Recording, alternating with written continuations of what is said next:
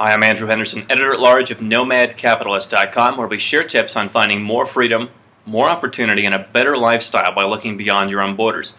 I'm in Kuala Lumpur, and I've got another question from the Nomad mailbag. And this is actually a question that I get posed so often. It may be the question that I get most frequently. It's not always in the form of a question. It's oftentimes a statement, sometimes even an excuse. And people post this at nomadcapitalist.com in the comments section. They post it on YouTube. So this is a question that a lot of people have asked me. But I got it recently, and I wanted to share my opinion.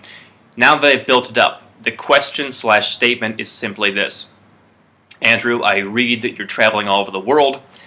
I like the idea of your lifestyle. I like the idea of escaping fill in the blank, the USSA, etc.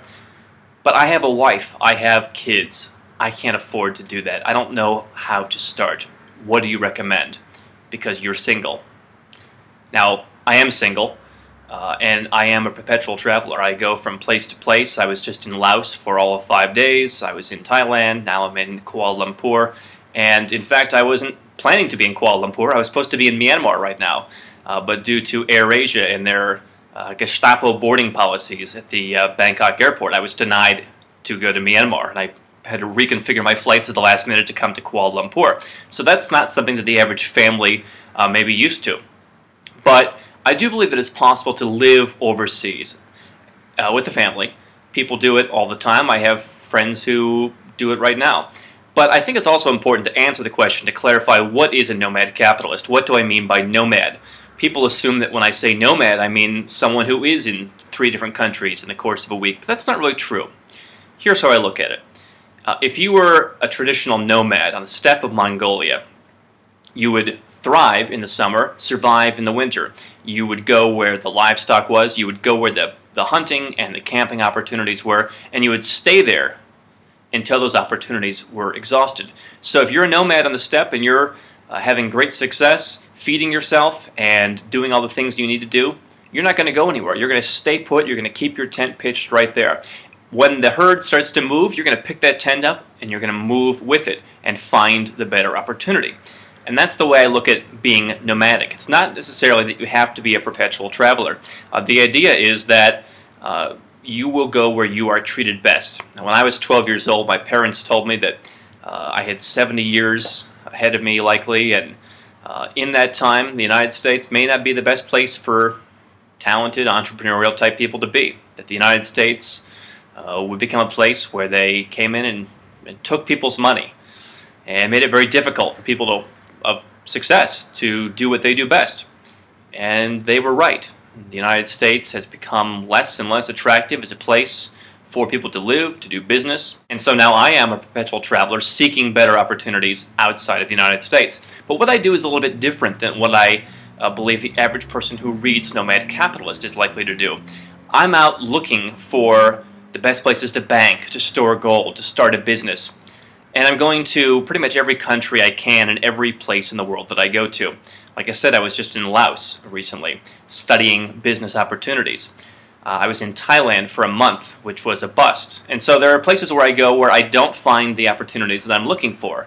There are places that I go that the average person would never consider living in a million years. Not many people watching probably want to live in Laos.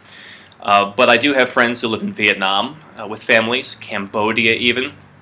And so the idea is that I'm searching for the opportunities to share with you. I go to Singapore to find places to bank. I go to Austria to find places to store your gold. I travel around to find the places and share them with you so you can make a short list of places that you would like to do these different things. And the idea is not that you should be a perpetual traveler. The idea is that you should go out and make a short list and maybe you go to Chile or to here in Malaysia or to Singapore. You go there for a couple weeks or a month at a time, whatever your vacation schedule is, whatever it is. Maybe it takes you 6 months, maybe it takes you 2 or 3 years to go to all the places on your list. But you do that and you make determinations as to where you want to live. Because I can't tell you where to live, it's different for everyone based on what you're looking for. Don't just say that the US sucks and now you're going to move to Chile and put all of your money and all of your gold and your business and everything there and be a slave to the Chilean government. What I'm saying is find the best place to live. Maybe also then you'll say, I want to bank in Singapore. Or I want to start a corporation in Belize, and you can read more about that. When you have a family and kids, obviously you probably don't want to be on the road every week going to a different country. I do think that living abroad is a great thing for families. I've seen people who are a product of that environment growing up, and they have so much more perspective than so many other people that I meet. So when it comes to perpetual travel, the idea is to explore and find the places for you, and when you're ready to settle down, or if you already are settled down, to live that lifestyle and to spread out your risk geographically. Now, for more information on perpetual travel, as well as the safe havens that you can find around the world, go to nomadcapitalist.com. And if you haven't been to Nomad Capitalist before, make sure you grab your free copy of my special report. Just enter your email to get 7 steps to global economic freedom and learn the tenets that we're talking about right here in this video at nomadcapitalist.com.